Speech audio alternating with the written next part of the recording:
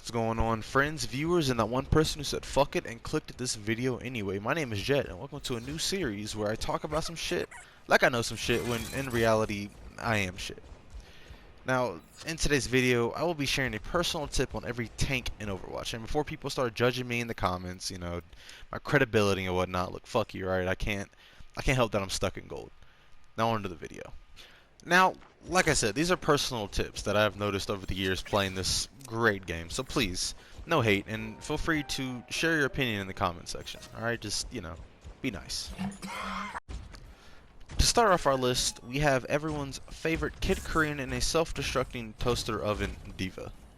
For a tank with arguably the best mobility in the game, I don't see a lot of people using it correctly.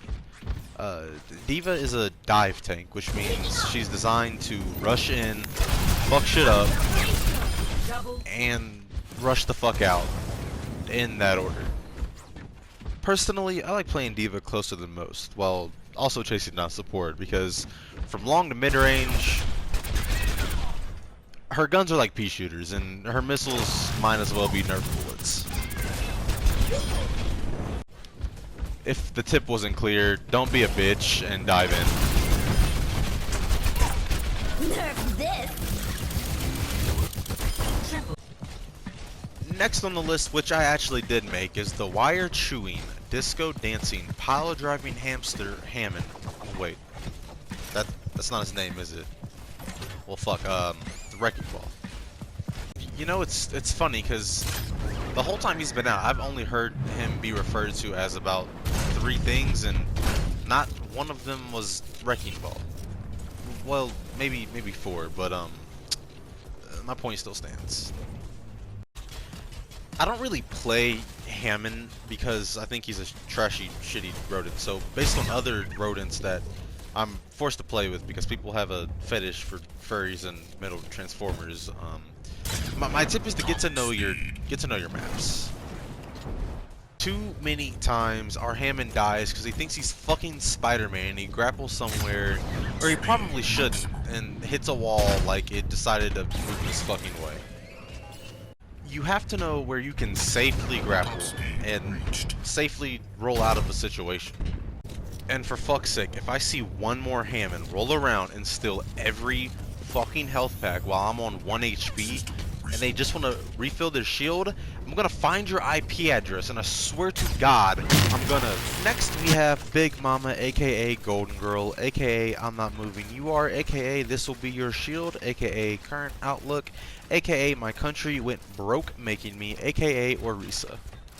Orisa can be either really hard to play or really easy depending on if you understand her playstyle. And, well, guess what? I'm gonna tell you her playstyle, so she should be easy. Crazy, huh? Orisa does not like to move despite having the most legs on the tank roster, so her playstyle should match accordingly. With that being said, my tip is to get yourself in the best position possible.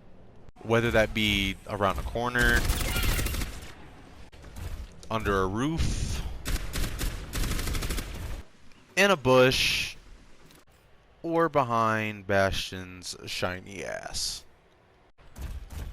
It's up to you and your team. Orisa's kit focuses around the enemy moving, Right there. not her. Her moving you, you not moving her. So you should position yourself in a spot where the enemy wants you not to be, yet a position where you want to be.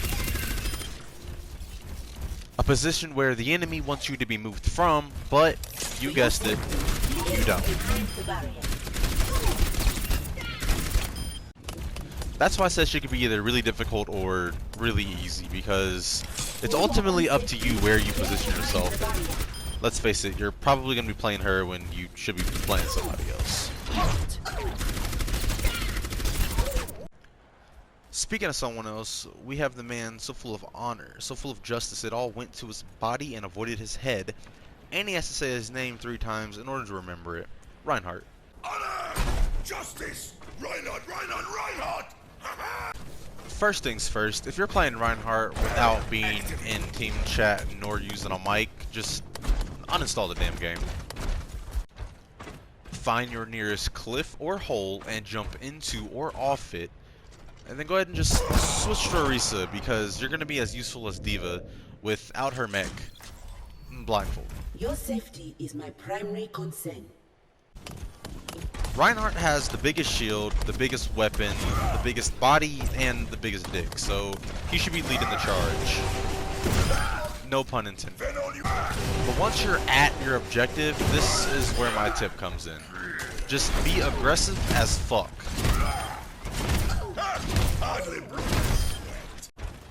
There's nothing more annoying and scary than a big ass German knocking you around with a freaking rocket hammer, spamming. Or Are you afraid to fight me? Are you afraid to kill down? this is why it is vital that you have some type of communication with your team, whether it be being in chat or having a mic. That way, when you move left, their dumbasses don't go right into a volley of Junkrat grenades and fucking soldier missiles. Now, I want you to imagine a furry. No, stay with me now. It'll all make sense in the end, I swear. Imagine a furry without the animal bottoms, okay? Or a tail. Replace it with your fat-ass uncle's lower body, who could have went pro, but didn't. Now, replace the head with a pig's, and boom. You have Roadhog. See? We got there. It's weird, because if you look at Roadhog, you don't see much, figuratively, but if you put some time into him, he's honestly pretty complicated. I mean, yeah, he only has 3 moves, but they impact the fuck out of a match. And my tip for you is to honestly learn his hookshot melee combo. For those of you who don't know what that is, Roadhog can Mortal Kombat scorpion hook a motherfucker, shoot their face off, and deal at least 200 damage with them. And then for an added bonus, go ahead and melee him to do a quick little extra bit of damage. If you want to force someone to switch like within reason and not a hard counter to Roadhog, learn this tip and you will leave your mark on the match.